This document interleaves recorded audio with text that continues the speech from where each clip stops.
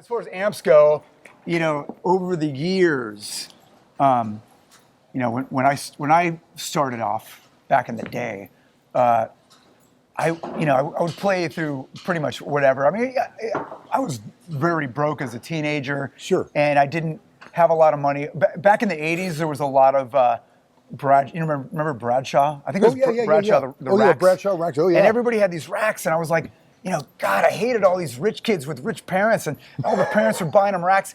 And I was like, I noticed, though, that they could afford all these racks, but the more stuff you put on your rack, the more it sounded processed. It was hard to hear the guitar over the drums. And so I was always sort of opting for the less is more approach. Just give me a guitar with a good pickup and a amp.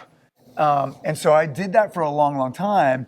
And I didn't have a whole lot of pedals, but probably about 8 years ago, would you say? 8 years ago when we switched over? 2015. Yeah, so about 8 years ago.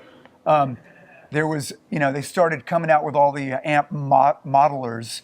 Well, it was before that, but I kept hearing about amp modelers. Yeah. And I was one of those old dudes that was just like, I don't care, dude.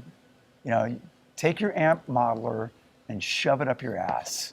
Because I'm never, ever going to play with an amp modeler. And I'm never going to use a pocket pussy. I'm always going to fuck real girls. And so you might have to bleep that out. But I don't care if you do or not. It's a good analogy. You know what? It is. That's the thing. Like, ain't nothing like the real thing until eventually they're going to invent this AI girl who's like a robot, and she talks to you and tells you your dick is big, and she's just telling you all the right shit, and her pussy feels real, and then that's when the human race comes to a complete halt, because nobody ever reproduces after that, and we're just all in a room having sex with robots all day. And I'm sure there's people testing them out right now that are having a great time doing it for free. But the future is now. The future is now, and about 8 years ago, we were approached by a company it was called Atomic, and they make a thing called the amplifier, and I started using that, and the sounds in it were so great, and it was, and we're actually modeling the 5152, right? Oh, great. Isn't that what it is? And it sounds killer. I've been using pretty much the same tones for the last 8 years. It sounds great. If it ain't broke, don't fix it. But yeah, so I've basically my entire everything that you hear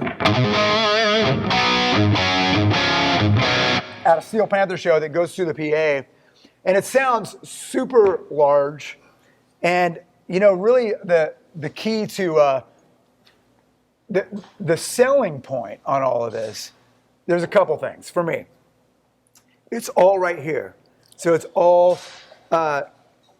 it's very compact. I could carry this by myself on an airplane and basically go do a flight aid if I wanted to. Sure. And it wouldn't really cost me anything. I could just carry that and my guitar, and I could go do a gig anywhere.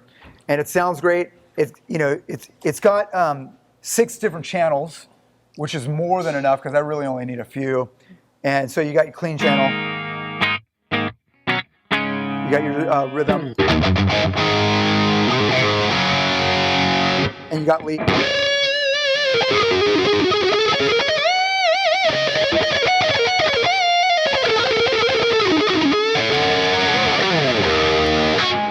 And you've got different little setting, like delay setting.